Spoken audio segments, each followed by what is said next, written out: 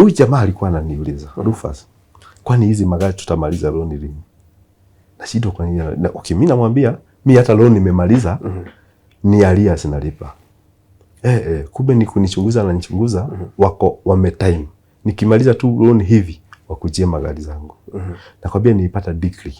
Huyu jamaa alikuwa anakula kwa ajili yangu. Mimi jamaa namwendea kwa nyumba na namrudisha jioni. Hana kazi. Mimi ndiye najua chenye atakula. Huyu mtu tumekaa na yeye kutoka 2019. Judgment imetoka 2025. Hajawahi kutajia. Hajai nitajia kuna kitu iko kotini. Huyo si ni hypocrite. Na yeye alikuwa anaenda kotini. Yeye alikuwa definitely I'm a failure. Juu sikujua the type of a friend I'm helping. Mimi ndio huwa napatia na service. Okay. Lakini sijui, I think nimepicture your betrayal. Hello Tuko family, my name is Kingori Wangeshi. Welcome to this episode of my story, and we're having it here in the studio today because we have a different kind of a guest. I'm sure when you see his face, you have seen it on your device. He has gone viral. And unfortunately, not for the very good reasons, but because of the journey that he has gone through. He was auctioned last year, but it's escalated this year, beginning of 2026.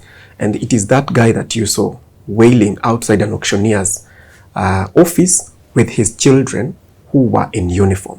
So let's get to understand his story and what happened up to that point. So this time I welcome Rufus Kiretai. Yes, Rufus, karibu Tuko. Thank you. We are happy to have you here. Thank you. Yes, at least today you're a bit bright. A bit bright. Yes. Because kwa neema ya Bwana. Yes. Let's get into your story. Okay, kwa majina naitwa Rufus Kiretai. Mimi ni mzazi, baba wa watoto 4. Niko na my first born is 13. Second 9. Third ako 6. Fourth ako 3.5. So unafanya kazi gani wewe? Kazi yenye nilikuwa as per now as we speak, sina kazi sahi. Kwa maana uliona, okay, nilikuwa nafanya kazi ya tippers, ku transport building materials. So na excavation, building materials, excavation, so vitu zote nilikuwa nafanya na tippers. Kuna magari hizi mguu 10 naitangwa tippers, Tata model. So mimi nilikuwa nafanya hiyo kazi for the last 6 years. Lakini before mimi bro nimetoka fa. Mimi nilikuwa nafanya kazi ya kuosha magari. Nilikuwa mtu wa kuosha magari. Nikainuka kidogo wenye nilikuwa naoshea magari, nika raise tu pesa, nika accumulate certain amount of money. Nikanunua bodaboda. Nikafanya kazi ya bodaboda back 2012. Nikafanya kazi ya bodaboda. Mungu akaniinua, kaenda kinifungulia milango. Nikanunua gari ya taxi. Nilikuwa nafanya taxi hapa Nairobi. Hata kazi ya Uber nimefanya pia. Hata kwa simu Truecaller inakuita Rufus Taxi. Rufus Taxi. Good. Rufus Taxi nimefanya hiyo kazi for very long. So ndio nimefanya mpaka kazi ya Uber. So nikafanya kazi ya Uber pia, nika accumulate pesa, nilianza na hiyo taxi ya kitambo, zile zilikuwa before Uber zikuje. Hizi za online. So alafu tena nika join wakati hii biashara ilikaa kidogo inadidimia, nika join Uber. Nikafanya Uber, Mungu akanijalia, nikapata gari ya maji, water bowser. I think hizi zinapelekaga maji somewhere, residentials. So hiyo gari pia nikafanya kazi ya maji. Alafu pia Mungu aliniinua tena bank. Kuna waliangalia statement yangu, wakaona na qualify kupewa loan. Ndio nilienda kwao nikawalilia, wakanipatia loan ya kununua hizi magari. Nikanunua moja 2019, hiyo KCU 122U. Hiyo ukisema magari unamaanisha? Namaanisha hizi tippers. So nimetoka kwa water bowser, nimeingia sasa kwa tippers. So hizi tipper moja nimenunua 2019. Ingine tena nikakazana, nikatengeneza statement, nika-accumulate another amount, nikarudi bado kwa bank, wakaniongezea gari, nikanunua KDB 2020, wakati wa corona 2020. So hizo gari nimekuwa nikifanya nazo mpaka wakati zimekuja zikashikwa na auctioneer. Naomba nikurudishe mwanzo. vile kitu ili happen. Back 2018 hapa South Sea kulikuwa kuna flood sana. Na kulikuwa na mvua kubwa. So kuna mzee fulani kidogo alikuwa mlevi. Kumenyesha. Na mvua iishi. So yeye alikasema mimi nitaenda nyumbani na mvua manake hai stop. So yeye alichukua safari akaanza kutoka kidogo, bahati mbaya mitaro ilikuwa imeflood. Hagejua ni wapi mtaro imefika na wapi barabara imefika. Bahati mbaya alitumbukia kwa maji. Wakati alitumbukia kwa maji, mzee ya ile ulevi hageweza kustruggle kujitoa. Unaona? So yeye alipoteza maisha yake. Vile alipoteza maisha yake, kuna watu wapita njia walipita, wakapata mzee ako kwa mtaro kwa maji. Wakamshika, wakamtoa, wakamweka kando ya barabara hapo kwa ateja, wakamweka kando ya barabara. So watu wakipita, dereva wangu akipita, akapata mtu amelazwa pale. Akasimama kuona ni nini imehappen. So vile alisimama, brother, shida yangu ilianzia hapo. Manake wakati alisimama, alienda kujionea ile mwili. Na kuna watu wanapita kwa barabara. Kuna jamaa moja alikuja akauliza, ni nini kunaendelea? Akasema, sijui ni nini mzee amefanya. Mwenye ameulizwa akamwambia sijui kama ni gari imemgonga. So mwenye ameambiwa sijui kama ni gari imemgonga, aliotaneti ile message. Akapigia watu wa familia. Mzee amegongwa na gari. Mzee amegongwa na gari. So watu wa familia walikuja huko na mashungu. Wakashika dereva hata bila investigation yote kutaka kuresearch nini kumeendelea. Juu wako na ile information walikuwa fed na yule mtu. So walishika dereva wakaanza kumtandika. Walimpiga sana. Lakini dereva fortunately alisaidiwa na watu wengine, akashikwa, akafungiwa kwa ile gari yangu, ile watabausa. Vile alifungiwa hapo kwa gari, walienda, kuna wale waliita police station ya Lang'ata, traffic walikuja. Wakashika gari na dereva na wakachukua mwili. Mwili kaenda City Mortuary, dereva akapelekwa Lang'ata police station. Vile Lang'ata police station tuliendelea na process. Unajua mimi sasa ikifika hapo nika forward the matter kwa insurance. Nikafanya, unajua once uko na gari inasemekana imefanya accident, si kuna zile process za kufuata. Maybe umeripoti, gari imefanywa inspection, iko na valid insurance, iko na kila kitu. So dereva naye akawekwa ndani. Akaanza kesi. So kesi yake alifanya na akamaliza. Na alimaliza kesi yake na akawini. Akaonekana ako acquitted. Hakupatikana na hatia. So vile hakupatikana na hatia, nikadhani hii kesi imeisha. Na dereva akaashiriwa. So baadaye akaendelea na kazi ya okay, sasa kutoka hapo unajua si kumrudisha. So aliendelea mahali tu tunafanya, but akapata kazi kwa mtu mwingine. So yeye akaendelea na kazi zake, mimi nikaendelea na kazi zangu. Huyu dereva unaona amepatikana hana hatia. So yeye ameashiriwa. Hao watu ni kama hawakuridhika. Viona na dereva ameashiriwa, walienda Milimani Law Court. Wakafanya kesi nyingine ada civil. Hii civil mimi ndiye ninashtaki. Wewe sasa na dereva. Imenistaki na dereva. Unaona huko dereva aliwin. So hii kesi ilifanywa behind my back. Mimi sikujua. Na hawa ni watu tunajuana kwa muda mrefu, hawa watu wa familia. Hii familia ya inaitwa John Kamoni. Ni watu tunajuana kwa muda mrefu. So hata hii kitu siku expect inaweza happen. Manake hata hii wakati wanapaga mpaka mazishi, mimi ni kwa one of the committee. Na mazishi tukapanga kila kitu, tukaenda tukampumzisha mzee, na hiyo kesi ni kitu ikaisha.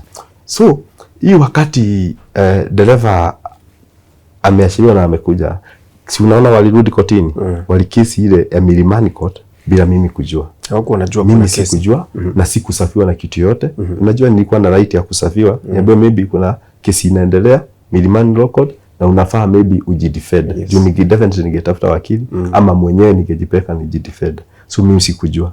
So hiyo kesi imekesiwa kutoka 2019 wakati dereva aliashiriwa mpaka naona ni kama wamepewa judgment 2025. Judgment kwa 2025 December. So alikaa na ile judgment. Huyu jamaa kijana wa familia akinichunguza. Hizi magari zangu kama nimemaliza juu nakumbuka ndio nakwambia. Huyu jamaa alikuwa ananiuliza, Rufus, kwani hizi magari tutamaliza loan lini? Na shida kwa nini? Okay, mimi namwambia mimi hata loan nimemaliza, ni arrears nalipa. Kumbe ni kunichunguza na nichunguza, wako wame time. Nikimaliza tu loan hivi wakujie magari zangu. Nakwambia nilipata decree. Unasikia hakuna kitu yote nimekuwa served. Na nilikuwa na right na haki ya kuserviwa. Ya kujidefend. Kabla tuingie kwa decree. Okay. Tupe safari yako na huyu kijana.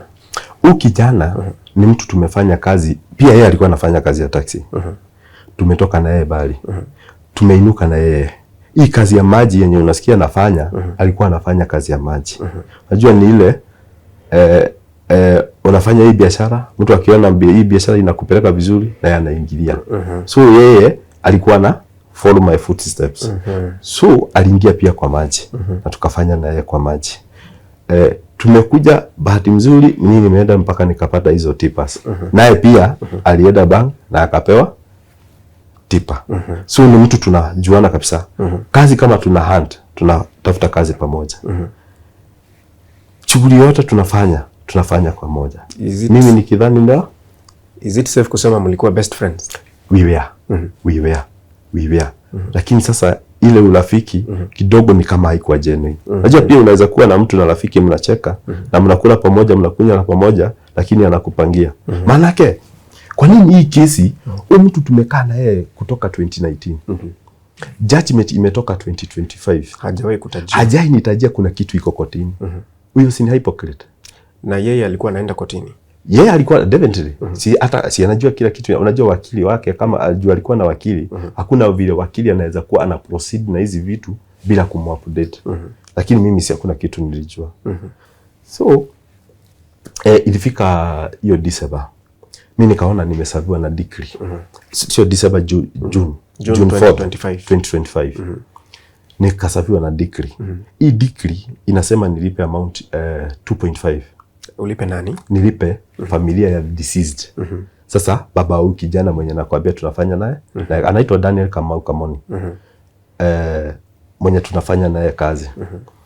Nikaona decree nitumiwa kwa WhatsApp. Nikashindwa, aje. Hii kitu siliisha. Hii kesi tulikesi na dereva ka win na akaashiliwa, ako huru. Tena kumekuaje? Mimi hata sijajua kuna kitu inaendelea. Then naambiwa nilipe 2.5. So ile kitu nifanya nitafuta wakili. Tukajaribu kuset aside ile judgment. Ile judgment kuiset aside juu nilikuwa na haki ya kusaviwa, nilikuwa na haki ya kuitwa kotini ni confess. Unaona? Nikajidefend, nilikuwa na hiyo haki, lakini sikupewa hiyo haki. So wakati ni file application kotini ati nataka kuset aside hii judgment, waliona wakili na yeye waliona nimefile hiyo application. Immediately walikuja wakashika zile gari zangu. Gari mbili. So vile walishika hizo gari mbili, kidogo wakawa ni kama wamenishika. Manake unajua huyu mtu hizi gari unasikia ni ya pesa ngapi? Moja ni ya 4.6 according to the valuation I have with me. 4.6. Ingine to the least maybe 3.5. Unaona? Ama 3 million. Hata mimi nazipea least milioni 7. Kwa nini washike zile gari mbili? Hiyo ni swali pia na nilijiuliza. Ni mtu alikuwa anataka kuniklipo. But ni sawa. So mimi ile kitu ile happen niliona hapa nimeshikwa kwa na sina la kufanya. Na for the sake ya kusalvage hizi magari, hii ilikuwa game imeplaniwa vizuri. Nikaona hapa I made up losing my tracks. Ile kitu nifanya nilienda nikaongea na familia au kijana akiwa mmoja. In fact he was the family representative. Ndiye alikuwa anafanya kila kitu. My friend. Huyu jamaa anafanya mkutano.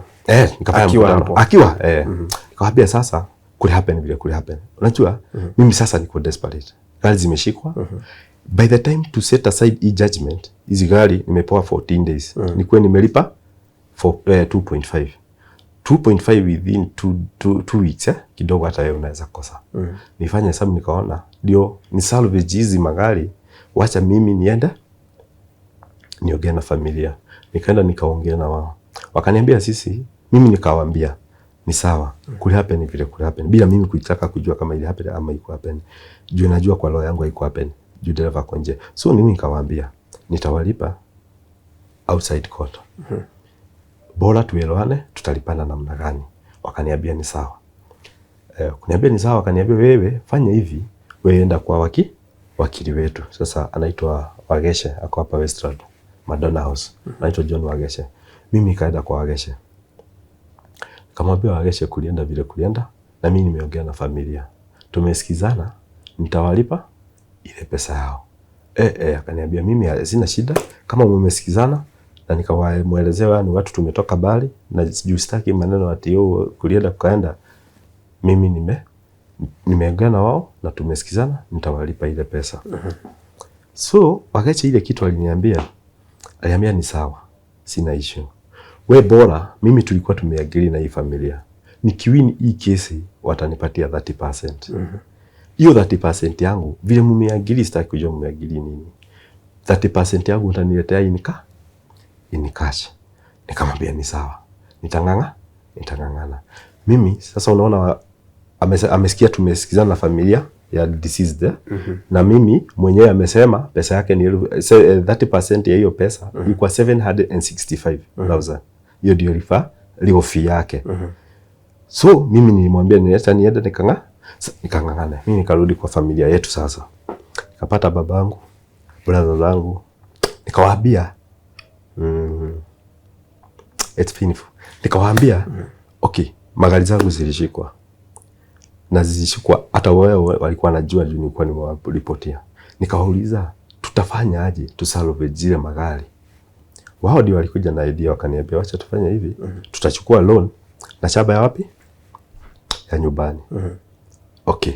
Nikaona ilikuwa idea mzuri. Tutachukua loan na shamba ya nyumbani. Fortunately tukaenda bank. Tukapewa loan offer ya 2 million. So hii 2 million mimi nikaenda kwa familia. Nikawaambia so mimi nimepewa offer na hii ndio offer letter. Hii offer letter tutapewa 2 million. Ile kitu nitafanya nitapatia wakili 765. Si alisema yake anataka in cash. 765 familia tukaangalie. Ni through huyu representative. Familia tukaangalie nitawapea pesa ngapi? 1 million. Auctioneer sikudhani inaweza pita 150 ama 200,000. Unajua milioni 2 nilikuwa nimeipangia vizuri. 765 na milioni 1. Sikumebaki 250. Hii 250 245 nilipe auctioneer. Then balance ya familia ilikuwa inabaki 700,000. Yao ilikuwa 1.6. Na huyu auctioneer ni mwenye alikuwa na magari zako mbili. Auctioneer ni mwenye ako na magari zangu mbili.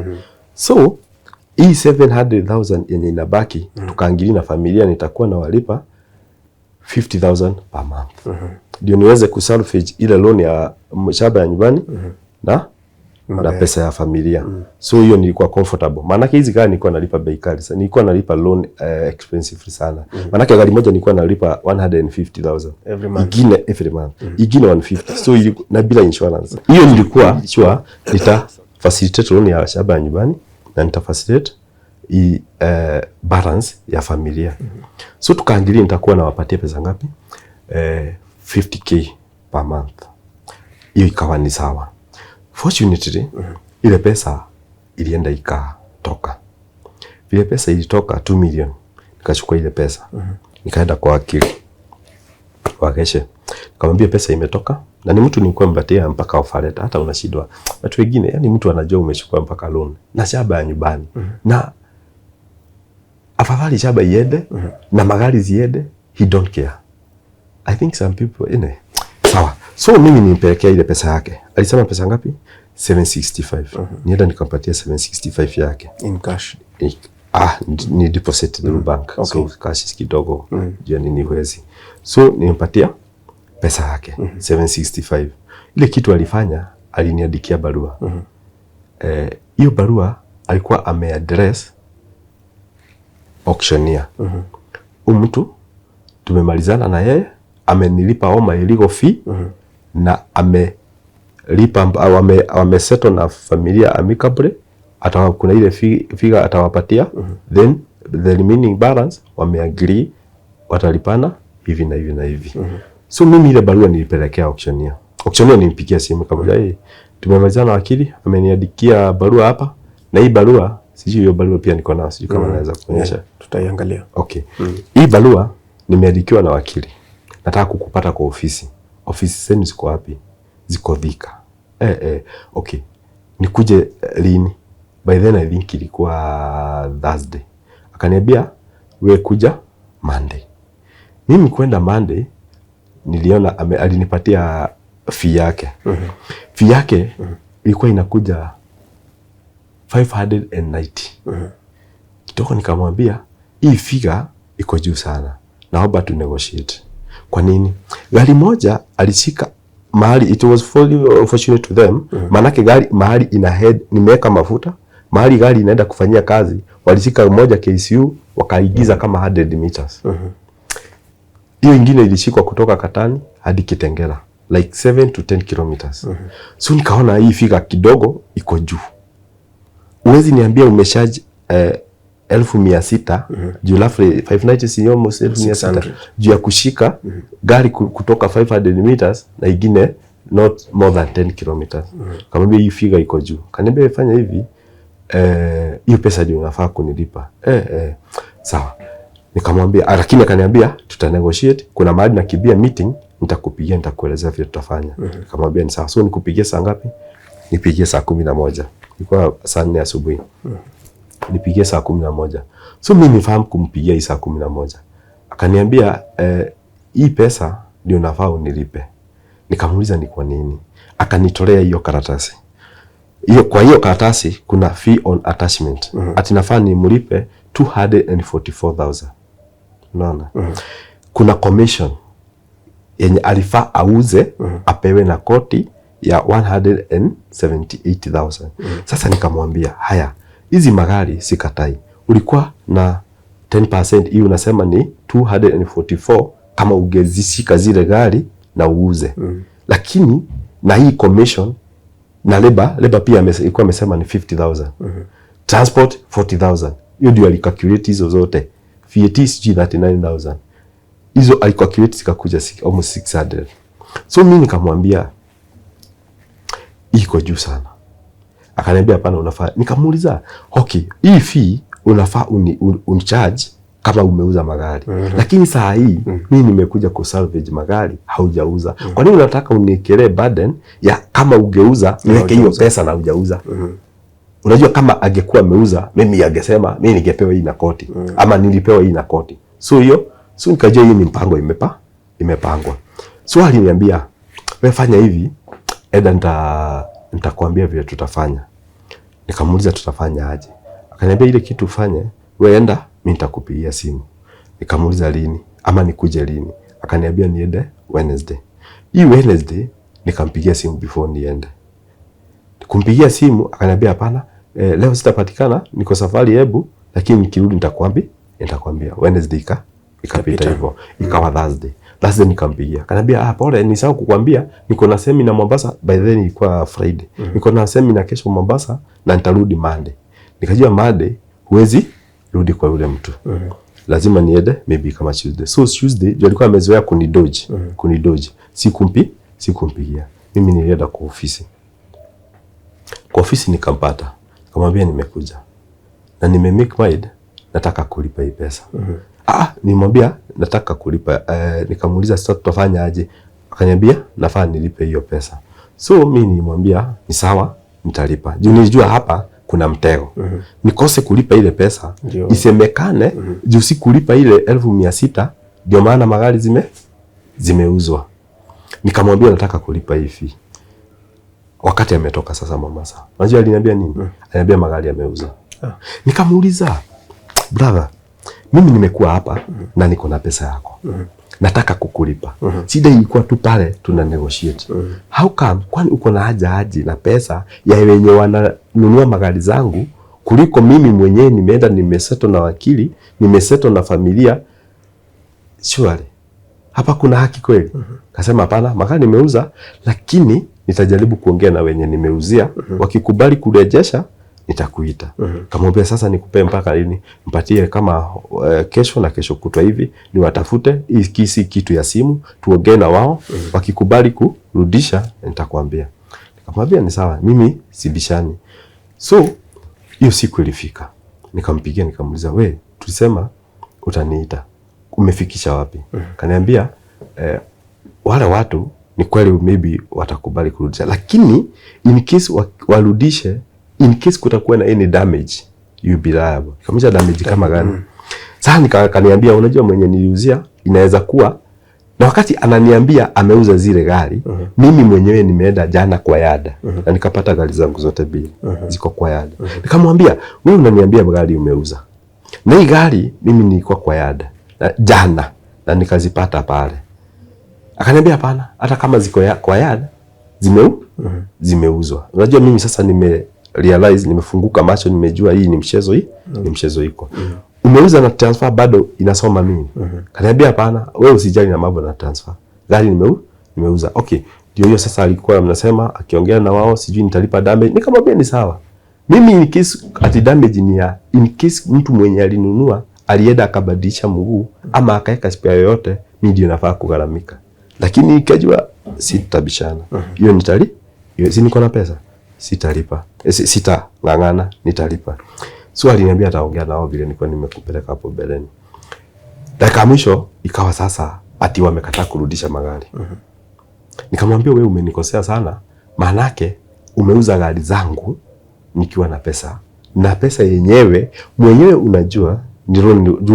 By the time nilikuwa na processiwa hiyo loan, walikuwa wananipigia simu, wakili alikuwa Wageshe alikuwa ananipigia simu sana. Ananiuliza ni aje hii process imefika wapi? Namwambia hii kitu inaendelea, ni yetu kidogo, lakini pesa itatoka.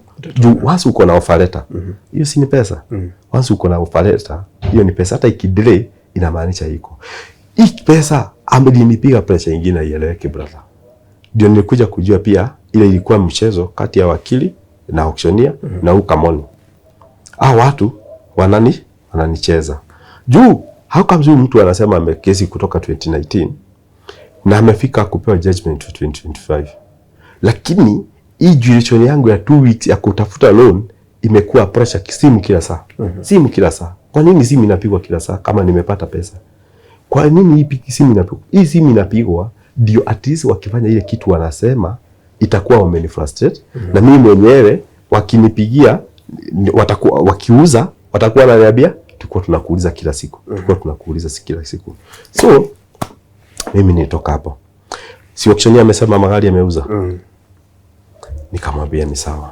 Mimi nikarudi kwa wakili. Huyu John Wageshe. Nikarudi kwa Wageshe. Nikamwambia Wageshe, nikupatia 765 ndio magari zangu zisiuzwe. Ni ukweli? Na ukapiga simu nikiwa hapa before nikupatie hii pesa, ukakonfirmiwa na ukaweka loudspeaker, ukakonfirmiwa magari hazijauzwa. How come saa hizi inasemekana zimeuzwa? Wewe fanya hivi, nilikuwa nimekupatia hiyo 765 30% yako ndio gari zangu siuzwe. Na auctioneer anasema ameuza. Wewe fanya hivi, nirejeshe pesa yangu, mimi basi nifuate juu ilikuwa ya at least niweze kuservice ile loan ya shamba yenye tulichukua. Hiyo pesa unajua unaweza rejesha familia, uambie kumeenda hivi na hivi, magari unfortunately zimeuzwa. So pesa yenu ndio hii. Nirejeshe pesa yangu. Aliambia unajua pesa yangu yako ilikuwa agreement between mimi na wewe. Unilipe percentage yangu. Na sasa yangu ulinilipa. So mimi si mwenye nilishika gari zako. Sio mimi nilishika. Wewe tafuta auction. Tafuta auctioneer ndio alishika gari zako. Unaona sasa, ukienda kwa auctioneer anakuambia enda kwa wakili. Ukienda kwa wakili enda kwa auctioneer. Ikawa ni mchezo wa paka na panya. Si hii game nilikuwa nimerealize imepangwa. So ile kitu nilifanya, niliamua sasa sijui nifanye nini. Mtu amekataa na pesa yangu. Na ndio hilo ni shamba nyumbani. Mwingine amekatalia pesa. Anasema magari yameuza. Namwambia sawa, gari umeuza. Uliuza pesa ngapi? Hataki kuniambia. Valuation ilikuja pesa ngapi? Unajua according to the law, unafaa kitu kama una dispose gari ya mtu, unafanya valuation, unaona imetoka hii pesa ya familia ilikuwa hii, anipatie hizo accounts. Alikataa. So ile kitu nifanya, unaona wakili ameniruka. Na huyo auctioneer ananiruka. Nitafanya nini? Mimi nirudi kwa nyumba. Sasa ikawa vita yangu, mtetezi wangu itakuwa tu Mungu. Nimekaa sana na stress mingi sana. Brother, ilifika mahali hauna any other source of income. Hizi magari mbili ndio nilikuwa nategemea. Watoto wakule, wasome, ilipe nyumba, nifanye kila kitu yote ya jukumu yote ya mzazi mwenye yako Nairobi yangu ilikuwa laid hapo. Na imeenda zile magari sasa haziko. Hiyo maisha unaiona aje? Stressful. Ikumu. Ikumu. Ilifika mahali nikaendelea, nimelichidwa na kulipa manyumba. Naongea na landlord, namuelezea nilienda hivi. Niliteleza kidogo, unajua sikumweleza, niliteleza kidogo lakini nikiamka au cash up. Ananiambia ni sawa juu nimekaa kwake for 5 years. Ananiambia sawa, wewe nitakuvumilia wakati utakash up, wewe utanilipa arrears na rent. Kamwambia ni sawa. So imefika mpaka Januari nao watoto imefika ni kurudi wakasome. Mimi nikaenda shule nikamwambia mwalimu, naomba univumilie. Hao watoto wasome. By the time nikijaribu kugather pesa ya kuwalipia school fees. So wale watoto mwalimu alinikubalia. Akaniambia ni sawa, kama umeteleza ni sawa utakasha. Kwa nini? Juu hatujaisukubwana juu ya school fees. Juu ile bidii nilikuwa nimefanya. Nilikuwa nafanya mtoto wangu atiwaiteseka. Lakini naona kuna watu wamepaka jama ile maombi nimekuwa nikiomba mtoto wangu asikawai pata shida, ashinde na kukula, kusoma, you see the basic needs. Tena unapata mwingine anakurudisha huko. So mwalimu aliniambia ni sawa, wacha watoto waso, wewe ukifanikiwa kuja ulipe school fees, juu hatujaisubana na school fees. Kama ni sawa. Watoto wamesoma mpaka wakati imefika wanakaribia midterm. Hii season tuko. Last week ndio walikuwa maybe wafanye kutoka exam kutoka last week this week. So mwalimu definitely I'm a father of 4. Three girls na 1 boy. So mwalimu kidogo, hata wewe huwezi somesha watoto 4. Si unaona? So aliwafukuza akawaambia edeni school fees. Unajua siku nimemwambia yale napitia. Edeni school fees. Mimi asubuhi moja niliona watoto wameingia kwa nyumba. Kaniuliza baba, kale kadogo kaniuliza baba, kwa nini sisi tumeambiwa tuende nyumbani na tumeacha watoto wengine wakisoma? Unajua yeye hajui ni school fees, wale wakubwa ndio waliambiwa waende school fees. Nikamwambia ni school fees, wacheni tuende tukatafuta hiyo school fees. So imefika mahali niko desperate. Kukula ni shida. Rent ni shida. Watoto ndio hawa. Sasa hiyo ndio ni zaidi ya watoto. Rent nitajitetea kwa landlord hatafunga. Kukula kuna watu wanajua yale napitia. Unaona leo umewekewa 500, umebaia watoto 7. Kesho unawekewa 1000, unaona mtu amekuja na shopping. Kuna jamaa wangu walinishikilia sana. Juu walijua hii safari yote na mwenye ana nishibia shimo vile tumekuwa na uhusiano na wao. So kukula kidogo, nashukuru Mungu. Watoto wangu kutoka 2nd of July wakati magari zangu zilishikwa ni baki bila kitu. Maana zilishikwa July. So mimi watoto wangu nashukuru Mungu hawajailalaja. Na si ati ni kazi nafanya. Naenda maybe natafuta kibarua huko, napata 1000, napata 500, unabai watoto, lakini kuna watu wanakusupport. Naona kuna watu genuine friends. Thank you. That's the word. Kuna genuine friends wanakuambia Rufus, tunajua yale wanapitia, chukua hiyo 2000, naona 2000 unanunua shopping na eda 1 week. Nimekuwa nikisurvive hivi. Sasa imefika mahali mtu hawezi kununulia food ya 1000, 2000, 3000, umwambie nilipie rent ama nilipie school fees. School fees tena ya watoto 4 kidogo haiwezekani. So mimi watoto niliwaambia, si wamefukuzwa, niwaambie nikuje tukatafute school fees. Niwaweka kwa gari mpaka Thika. Mimi naishi Embakasi. Niliwaambia twendeni tukatafute school fees. Niliwaweka kwa gari, nikaita ndugu yangu, ndio tukaenda na wife. Juu sasa tuko na wife, tumeangaliana hivi. She is a housewife, ako hapo, hana anything. Zile magari zile tulikuwa tegemeo na ndio hizo zimeenda. So nishukana na watoto na ndugu yangu na mama, my wife. tukaenda mpaka kwa auctioneer. Fortunately sikupiga simu. Fortunately nienda nikampata kwa ofisi. Nikaingia kwa ofisi nikamwambia bwana Shadow, anaitwa Shadow Eliud, anaitwa Eliud, nimekuja na kuomba. Hao ni watoto wangu na nimefukuzwa juu ya school fees. Nimekuwa nikistruggle sana. Lakini saa hii I'm at my lowest point. Hawa watoto wanafaa wasome. Kweli. Wameambiwa ende school fees. Nimewaleta hapa kwako. Tafadhali. At least ukuwe na ile huruma. Sitaki unisaidie. Gari yangu niambie KDB uliuza pesa ngapi? KCU 122U uliuza pesa ngapi? Nipatie hizo accounts. Alafu balance niambie ndio hii. Ukinipatia balance, mimi nitaweza kurudisha watoto wakasome na nitaweza kuanzisha kitu kingine. Juu definitely gari ya za milioni 7. Na yao yenye imebaki nimepatia wakili 765, imebaki 1.7.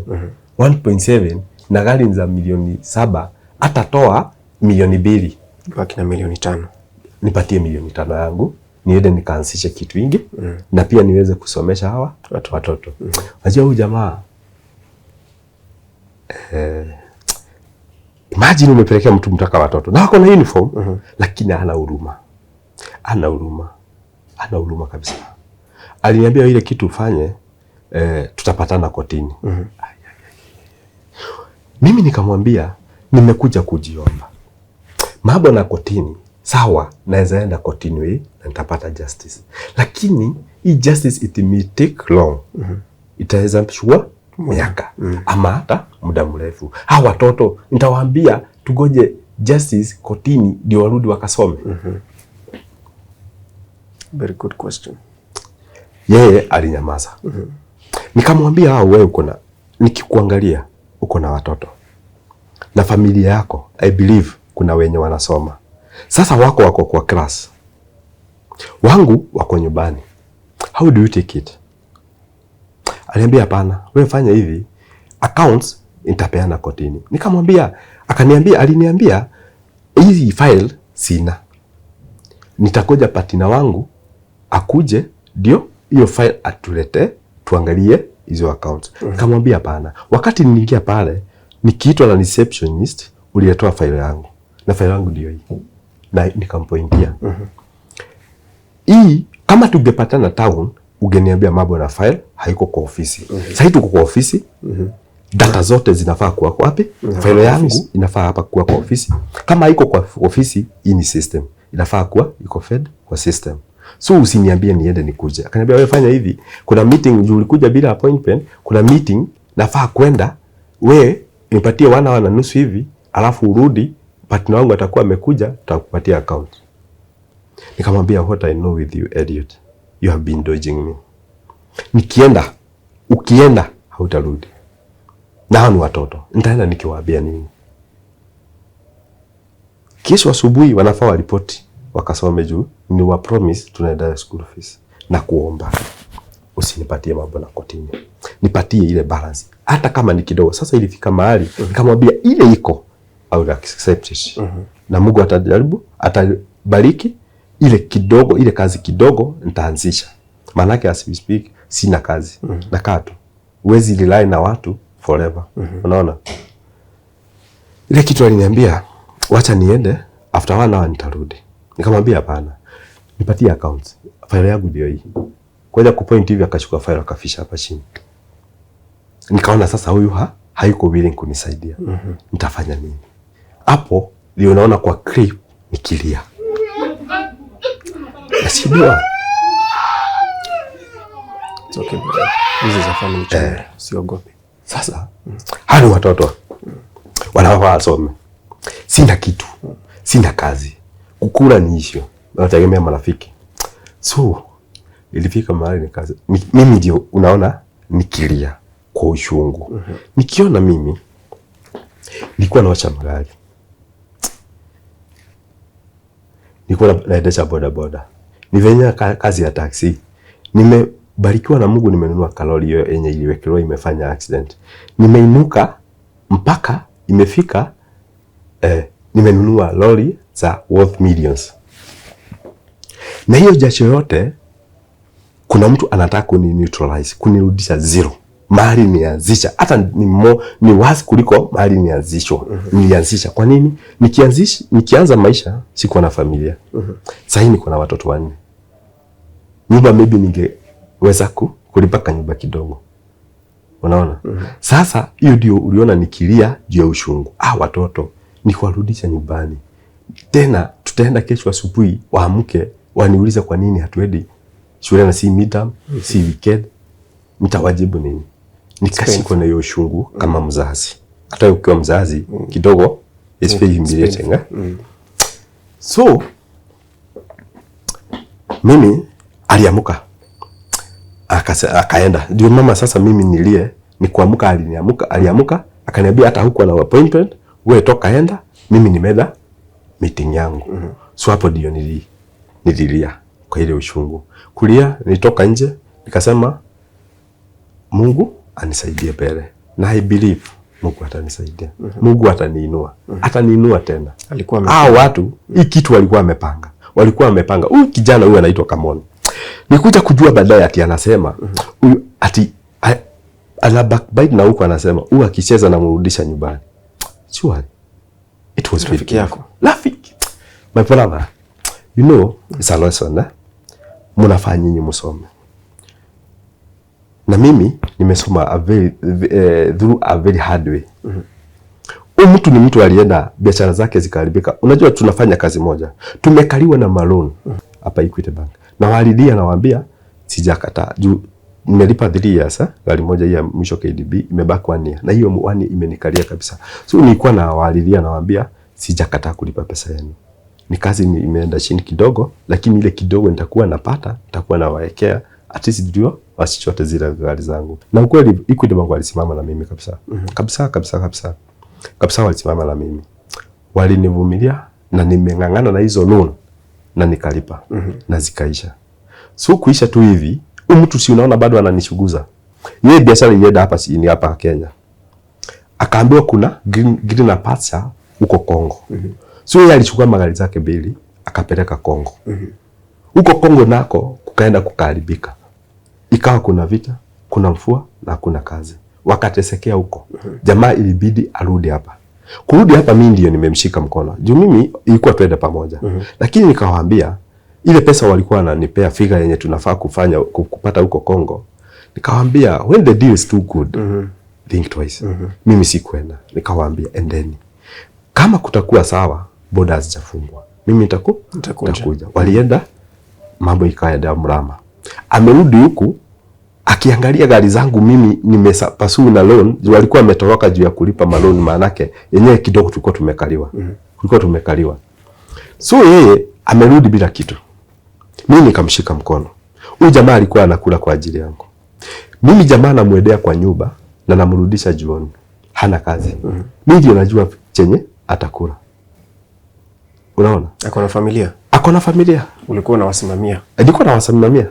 Nilikuwa nawasimamia. Sagina nateta anasema mimi sina kitu ya kutumia watoto. Namwambia sawa, chukua hii patia familia yako. Bila kujua ulikuwa na feed mtu ambaye sasa hivi ndiye anakula ametoka hapa. Ndio nakwambia ni vizuri. Sagina unachukuza marafiki. Mimi ama failure, juu sikujua the type of a friend I'm helping. Ana plan my downfall, lakini nadhani ni genuine friend. Mtu tumekaa naye muda mrefu. So ilienda, so yeye intention yake ilikuwa kunivuta chini. Nianguke nikae kama yeye. Mwenye amemsaidia, mwenye amemlisha. Okay.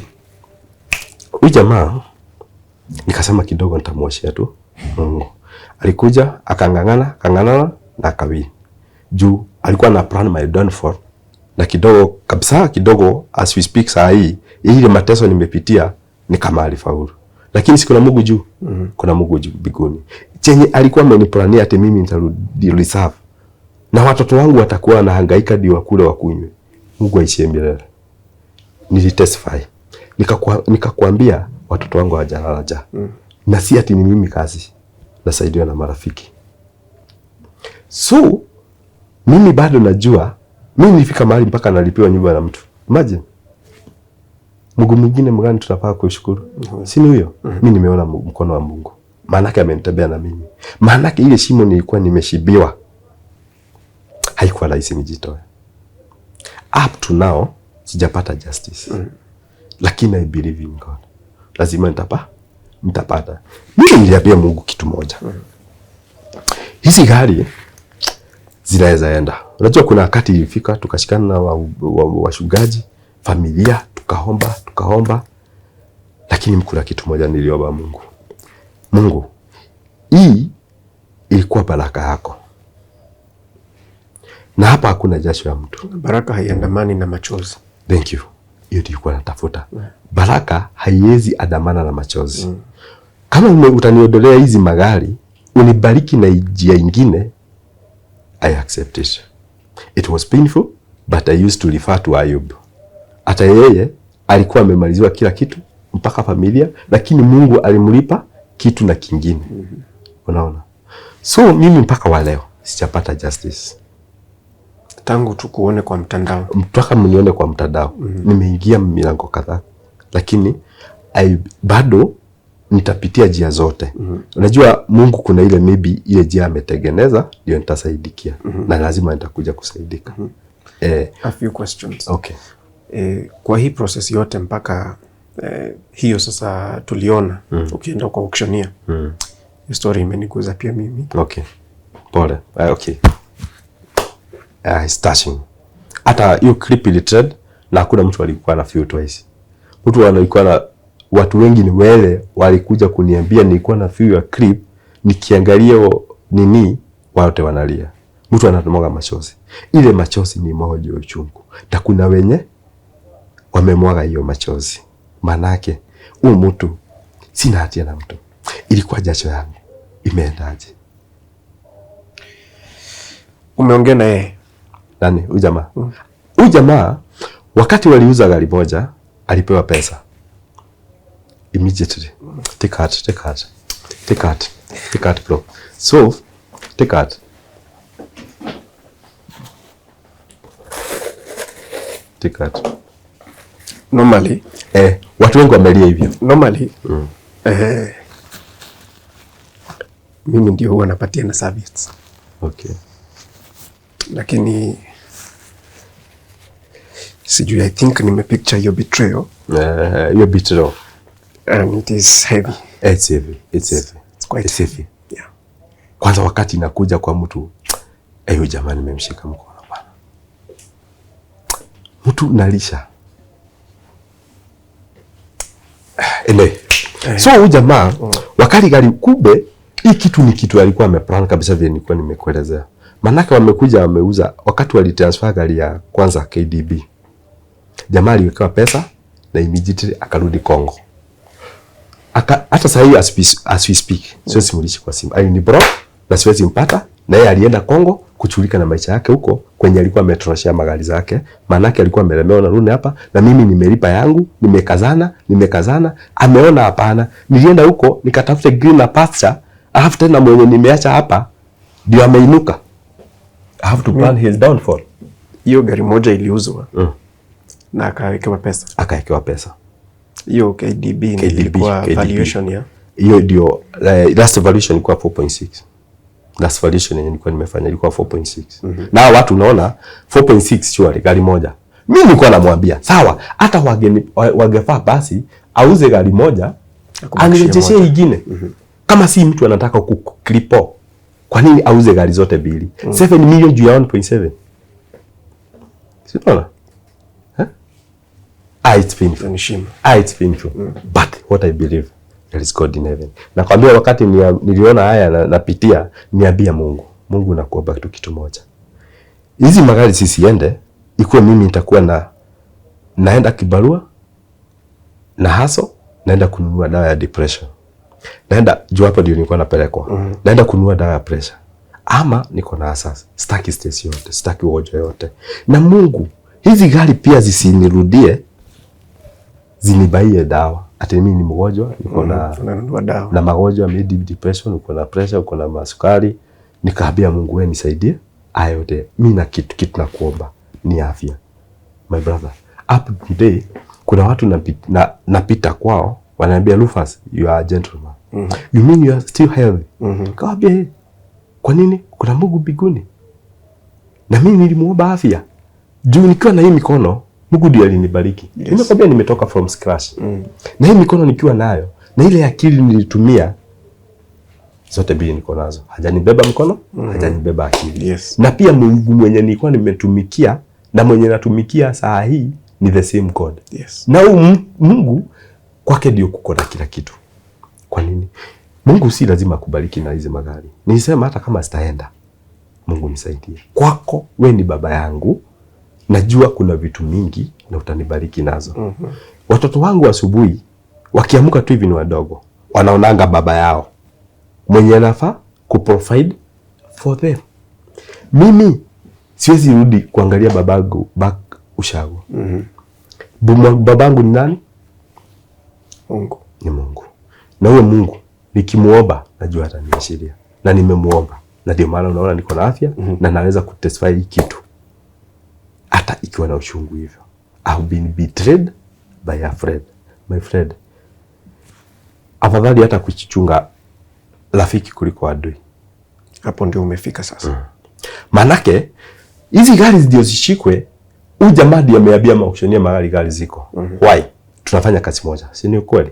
Ako na contacts za driver wangu. So driver hajui, anapigiwa simu, ni aje mnafanya kazi wapi?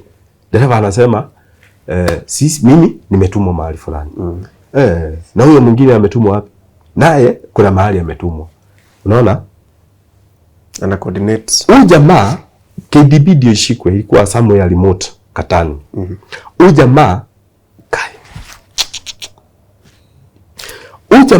dereva alikuja kuniambia, unajua mimi wakati KCV ishikwa, sinajua kuna kitu inakuko.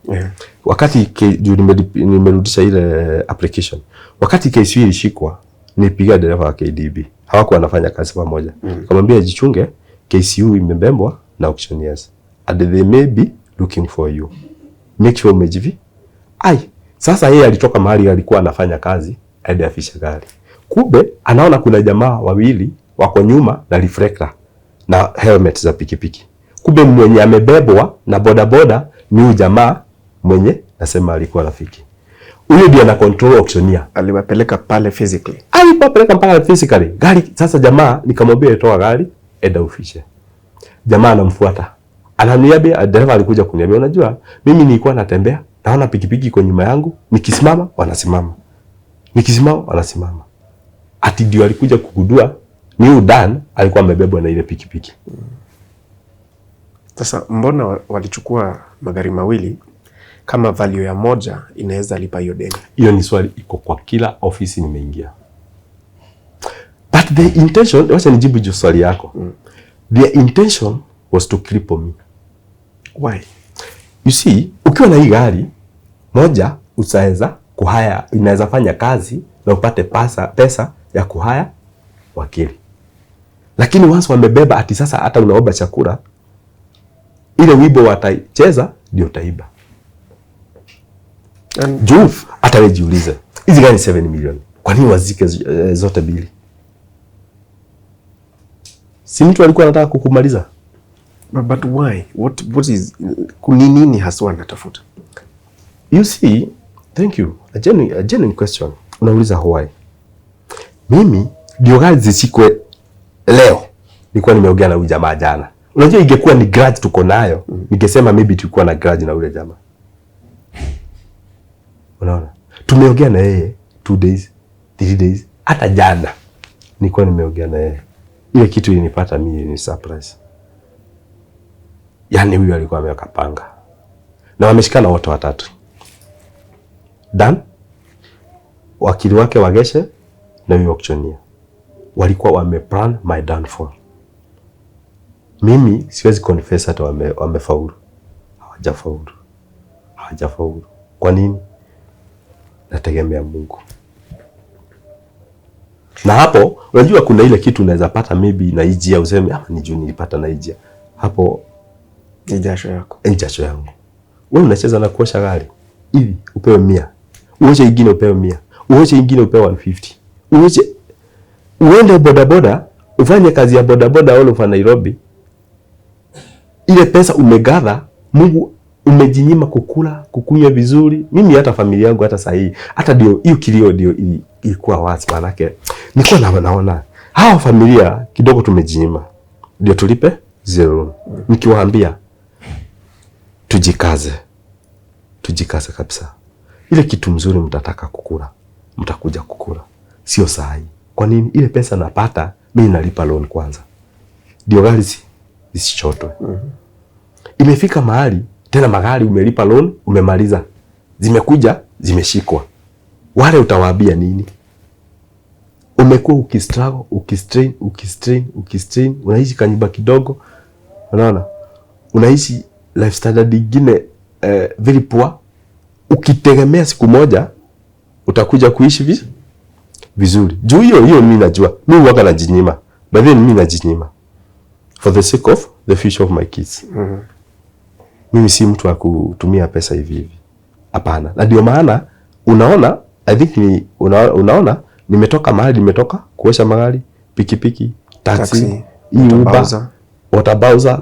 Nimeinuka pale juu si misuse ile kitu kidogo napata. Lakini umekuwa zero. Let me ask you, Rufus. Yes. Kuanzia hiyo July mpaka ika-escalate mpaka juzi sasa, wakati ulienda personally kuona auctioneer.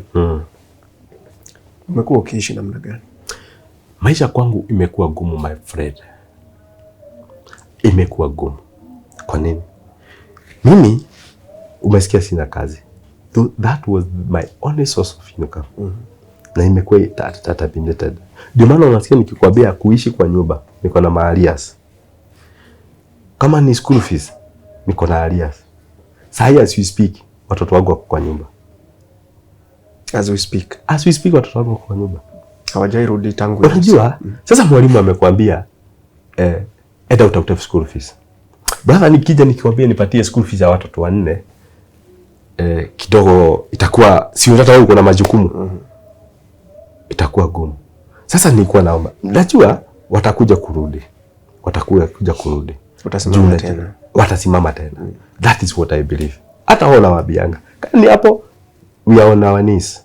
Tunaomba vizuri sana na wao. Tunaomba kabisa. Tunaomba Mungu awarejeshe. Na najua maybe kukula sahi haikuwa hiyo sana. Maana kuna mtu anakuambia, "Hey Rufus, najua yale wao unapitia. Chukua hiyo 5,000. Fanyia watoto shopping, unafanya shopping, by the time iishe mwingine amekutumia." Unaona? Lakini huwezi yebia mtu. Okay, kuna wale maybe through your channel, maybe ninaomba kama kuna mtu wako hapo na angeweza kunisaidia ajili vile watoto wangu watasoma, nitimize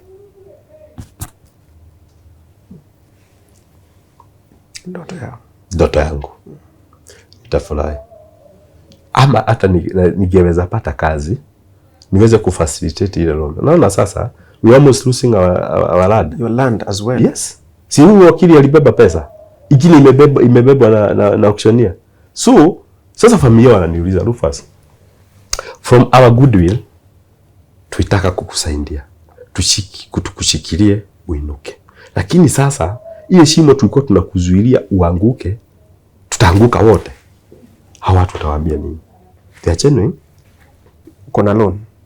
Niko na loan. Security ni shamba. How much can cover that? Okay. Unaona loan ilikuwa ya 2 million. Ile pesa ilibaki nilikuwa nimelipa kama 1 million. Okay. So imebaki kama 700. Okay. Unaona?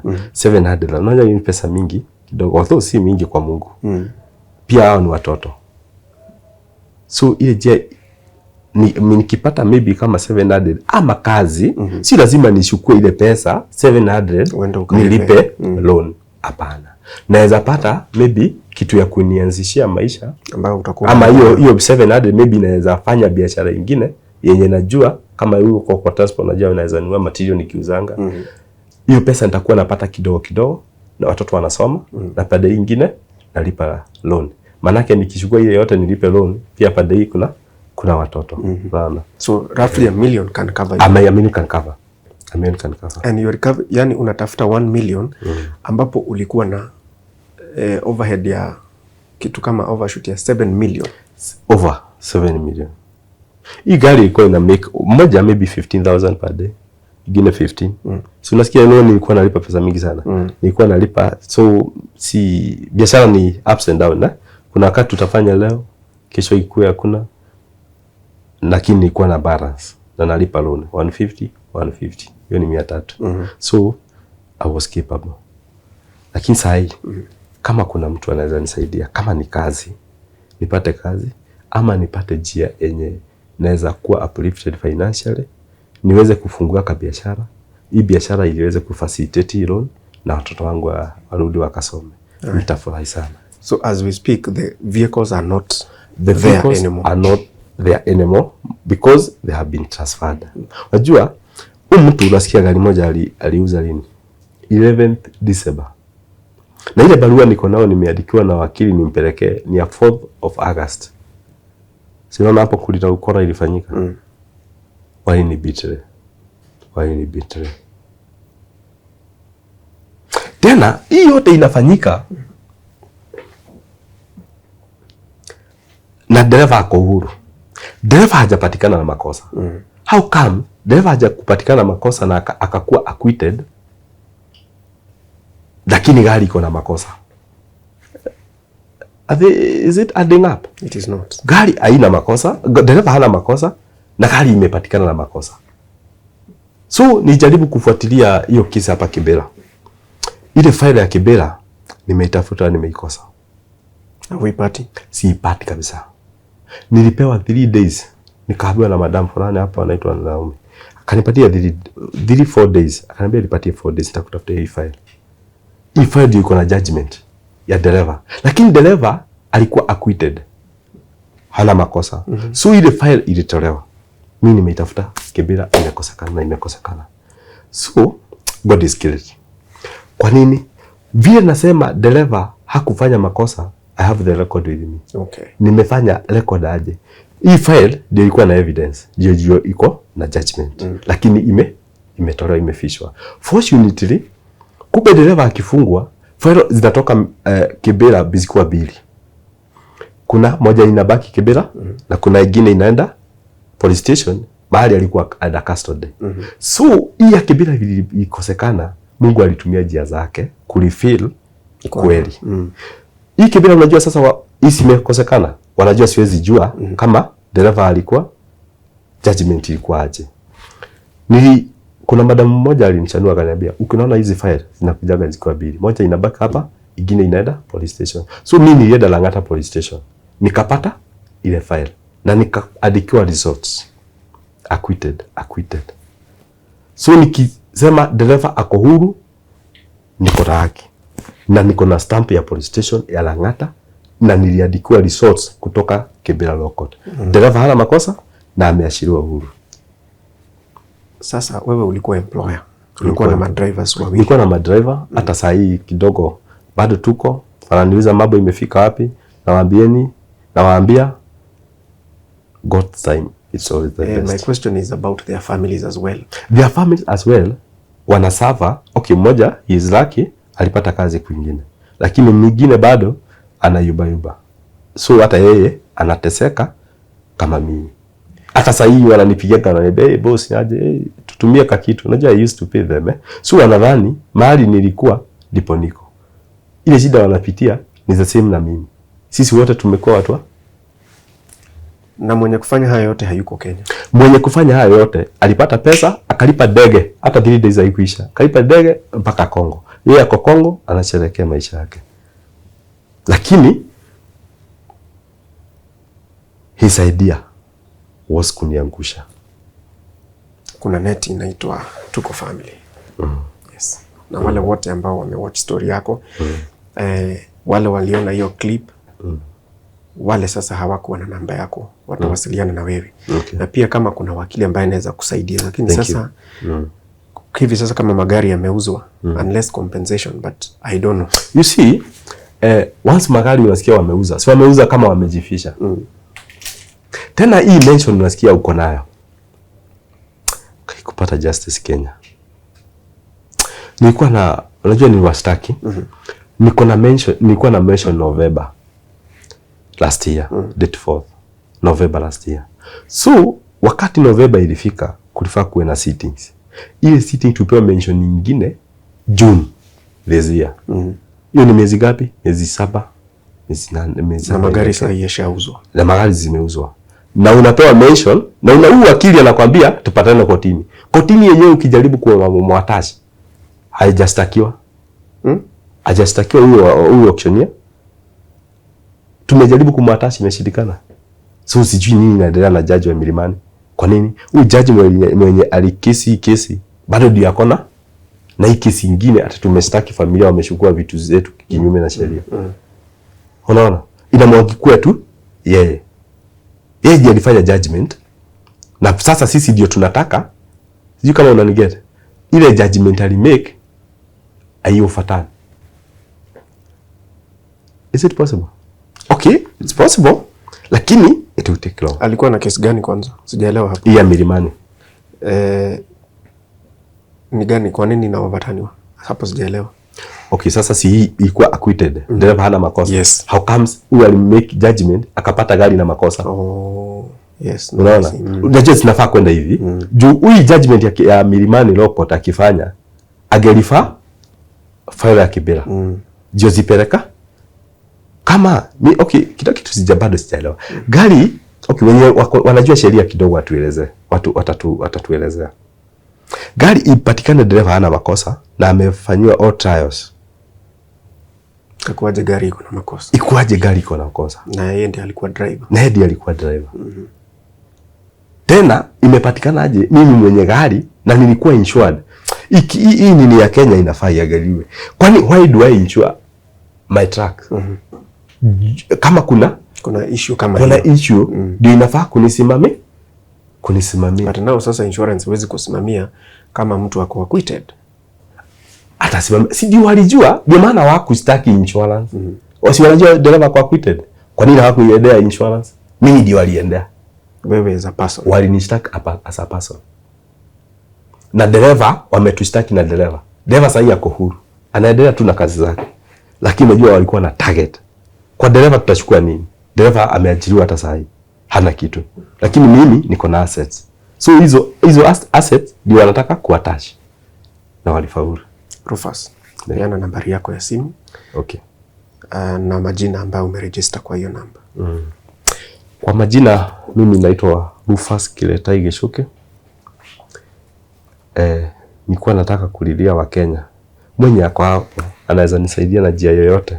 At least niinuke tena. Nitafurahi, nitashukuru. At least watoto wangu niweze kuwasomesha, ndio dream yangu itimie. Nisomeshe watoto, wakule, wakunywe na niweze kufacilitate pia hii loan ya nyumbani, manake it's painful by the way. Ukiona tena shamba ya nyumbani nao itaanza kwenda. Sasa take heart. It will be well. Kuna Mungu mbinguni. Yes. Namba ya simu. Kuna Mungu. Namba yangu ya simu ni 0711 30 20 77. 0711 30 20 77. Majina ni Rufus Kiletai Geshuke. Nitashukuru kwa ile msaada yote nitapata. Nitashukuru na mbarikiwe wa Kenya. Asante sana. Rufus. Yes. Thank you so much for your time. Thank you. And your testimony, because it's a testimony. And that lesson you have given us today, that we watch more against our friends than our enemies. Yeah. That was quite a betrayal. It was. It was. It was. But we wish you well. I know after this conversation, things will change for the better. Utanipigia simu niambie, tell tuko family, watoto wamerudi shule. Asante. So we appreciate your time. Thank you. I have not done an emotional interview. Unajua wamekuwa wakiniambia tuletee wanaume sasa, tuletee wanaume. Okay. You can Boy see. child. Yes, boy child. Boy child anaumia hapa bana. Audience wamekuwa wanasema tuletee boy child. And I hope they can see the kind of pain that men carry. And that sometimes we are not able to express it. Yeah. But thank you for your courage. Okay.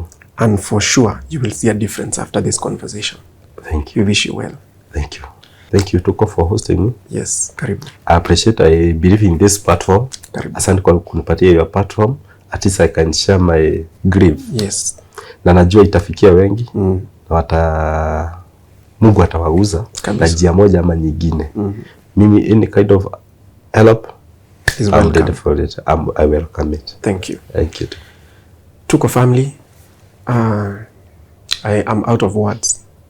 You can clearly tell that even from the voice that this has been different. I know, and I'm pretty sure that you've been also touched by Rufus' story of struggle, success, and going back to zero. We need to support such people. He says that at least 1 million shillings will get him to where he would want to start his life. Actually, restarting his life, because he had done so well for himself until that one day that a person that he walked with, fed, and held hands, stabbed him in the back. If we cannot walk with people like Rufus, whom then are we going to walk with? You're there, you have any kind of assistance, he says it is welcome. My name is Kingori Wangeshi. This has been my story right here on Tuko. Let's do this, guys. Thank you.